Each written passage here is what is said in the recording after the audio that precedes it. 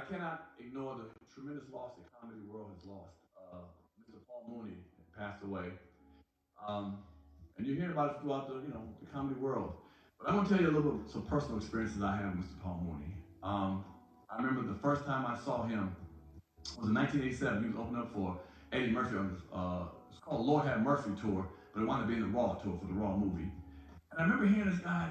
This guy was talking about white folks so bad, and I was like, "Who is this dude?" I was shocked. I remember sitting in a place called the Capitol Center in Maryland. I was sitting up on the top rafter looking down. I was like, "Who is this man that has the balls to talk like that? Like this man is just talking about white folks like crazy." I never heard anybody talk about white people like that before. Fast forward a couple years later, I moved to California, and I was in a place called the Comedy Store, which is like the mecca of comedy in Hollywood. Everyone goes there. All the big shots comics have been there. You name it, Richard Pryor, you name it, Jay Leno, Dave Letterman, Eddie Murphy, everyone been there. Eddie Griffin, Mark Lawrence. We all been there. We all trying to get in there. And I got in there, and I was a regular there. And how they do the shows, they have three rooms, and one of the rooms is called Original Room. They let each comic brings the next comic up, and you have maybe 20 comics. We all start about 8 o'clock. We do 15-minute increments, and I remember Paul Mooney would always go on last. A lady named Mitzi Shore, who owned the club, she let Paul Mooney go on last, and he could do as long as he wanted to. And there was a reason why he went on last, because he would pretty much run that room full of white folks up out of there quickly. I mean, within about 20 minutes of his act, white folks were popping up like toast because he kept it real. And I remember I used to watch. I used to get sometimes a show, let's say about 8:30. I would wait till midnight to watch him. Every time I saw his name on the calendar, I mean on the schedule, I said I'm gonna wait till midnight. And it was just such a joy to watch him, man, because as I felt he was saying things that so many people wanted to say but were afraid to say. Trust me, there were a lot of people who wanted to talk trash, but they was afraid. And I look at Paul Mooney, I remember becoming friends with him, and he would he would tease me about being half black, half white. I wasn't really black and shit like that. I was like, come on, dude. And one time I started talking about my mother being white. Oh, nigga, you just trying to fit in, nigga. You trying to tell me you got a white mother, nigga. I was like, come on, Mooney. You got two light-skinned sons now. Come on now. Everybody ain't been dark in your family. You been messing with either. So he just loved it. And I used to call him the cocaine of comedy. He said, what does that mean? What does that mean, cocaine of comedy? Everybody's doing it, but don't nobody want to mention it. He's like, I love that. And so many celebrities would come into the room and sit in the corner. The Eddie Murphys, the big Letterman, people would hide in the corner because they wanted to get the Paul Mooney feel. They were just afraid to be seen, supporting Paul Mooney.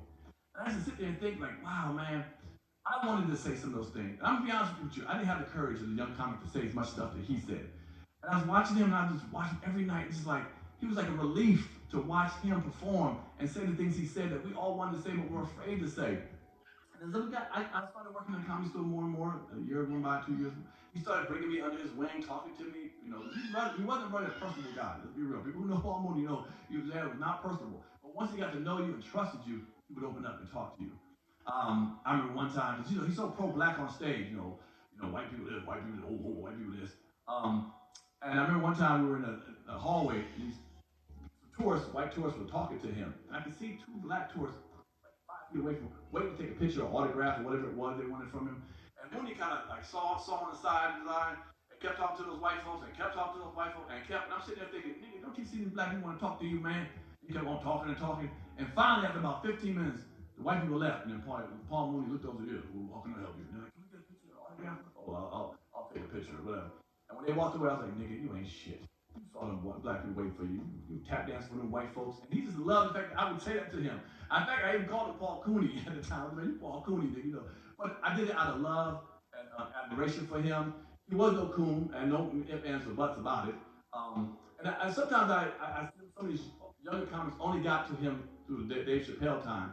And I feel like, man, what you lost to know, you think he's just a Dave Chappelle comedian. Because he even told me, he wasn't working a lot of major comedy clubs. He wasn't working at Improvs and Funny Bones and all those major comedy clubs. He had to do a lot of chitlin circuits for years. Now, I don't know if y'all know, some of y'all didn't know it. He wrote for Richard Pryor, you heard that. But think about that. He wrote for Richard Pryor. He gave Richard Pryor some jewels of jokes. He was that open to give Richard that and not take it for himself. And I thought that was huge, because comics don't do that. They don't lend out no damn jokes for it. Very seldom. They might give you a little tagline here and there, but they're not about to write you some jokes.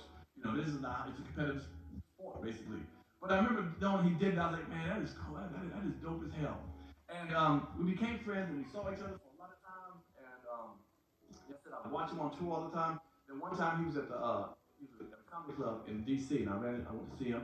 And I was going to do a show in New York. And he had to go back to New York to pick up some CDs during the same day because you catch a train, go from DC to New York, come on back. He needed some DVDs or something like that. He said, all right. I said, I'm going to New York to perform. He said, well, I'm leaving at Union Station at 11:30, whatever, train. I said, all right. He'll be there tomorrow. That's what we'll be on. So the next day, I get my stuff. I got on there. And you could pay first class or coach. And the guy said, which one? The $35 ticket or the $10 ticket? I'm thinking, well, I'm going first class because Paul Mooney is first class. We can catch him up there. So I bought the $35 ticket. I'm walking out first class. Ain't nobody black. This motherfucker ain't nobody black. I'm looking at it, and the waiter and there's a bartender. They said, yeah, all the comedians on stage. All the comedians on here. I said, yeah, who else is on here? He said, oh, we got Paul Mooney. He's in. I said, where's he at? He said, he's in the back. Nigga, you ain't coach. I done paid $35 for one way, and you ain't coach, man. But we sat down and talked, and he told me so many stories, man. I don't think y'all know the jewels that he was telling me and dropping me on that trip for so many, like a 5-hour train ride, whatever it was, 3 hour, 4 hour train ride. And the jewels we had, man, that we sat and talked, and talked. I felt like a kid in a candy store, man. This is a legend, man. I don't know if people realize what a legend and what he sacrificed, man.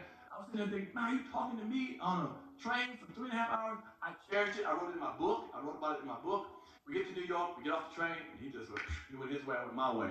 And I remember I was trying to get into a place called Caroline's Comedy Club. It was a popular comedy club in Manhattan. I was trying to get on, and I was like, Paul, I'm trying to get on. I'm trying to get in there. I was doing the chitlin circuit, little rooms. And he said, oh, let me see what I can do for you. And within about a week later, man, I got a call from the club, and they wanted to book me. I was like, what? And I thanked him, because I remember I wasn't a big comic at this time. I was still small and wasn't really known that well through the comedy store circuit. And he did that for me. And I've always cherished it. Whenever he came in town, I would sit there, and I'd come to any comedy show he was at. I would come and sit back and talk to him. And a lot of times, I felt like a little gnat to him, like, boy, you here again? What do you want from me now? What do you want? But I didn't care. I just wanted to be in his space, man. I just wanted to be in Paul Mooney's space. I wrote a book. He even did the forward. Wrote about it. He even talked about me bad in the forward. Like, oh, this nigga's an opportunist. He wants some shit from somebody. I didn't give a damn what he said about me. I wanted to be in Paul Mooney's space. I don't think some of y'all understand. Comics who've been around do understand what he did for black comics. I consider him the black news of comedy. He gave us news. Now, there are people who love Richard Pryor. I tell everybody, Paul Mooney is my favorite stand-up comic in the world. Paul Mooney. I like Richard Pryor, George Carlin, all of them, but Paul Mooney was my ultimate favorite comedian. And one of the reasons was because of his sacrifice of what he's talked about, and he gave you the news. See, Richard Pryor would tell you funny stories, which was great. All this kind of stuff. But Paul Mooney would tell you what's happening now, probably going through now. And he stayed there, and I say, he laid on that shield, that shield, man, on that sword that people were afraid to. I mean, trust me, there's a lot of comics who wanted to say what Paul Mooney said, and was afraid to say what he said. And again, I was so happy to be in his presence. So I got a phone call recently, a couple years ago, 2 years ago, that he wanted to do a tour, and they asked me to be on it. I was like, what? I don't know if y'all remember, there was a show he did at the that place called the Cobb Energy Center. He did a big show for a lot of celebrities came, and they asked me to be like his, I don't know, his I don't know what the word I'm looking for, like his underling in one of the scenes. And I'm famous. I did movies and shit. I did all kinds of stuff.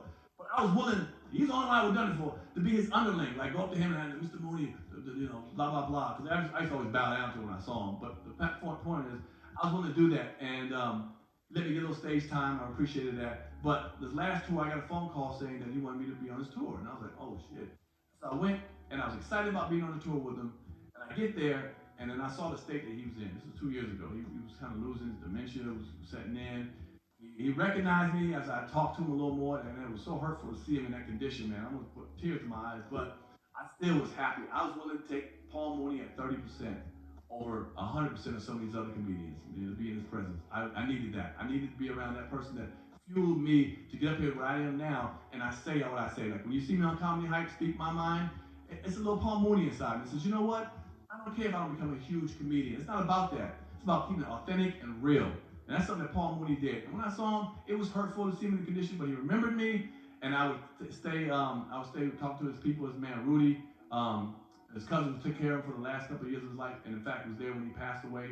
Rudy called me this morning, when he passed away, and I asked him, I said, how did it happen? What happened? And he told me, he said, Paul Mooney asked him for a peanut butter and jelly sandwich, and he went in the other room to make it, and he came back, and Paul was gone.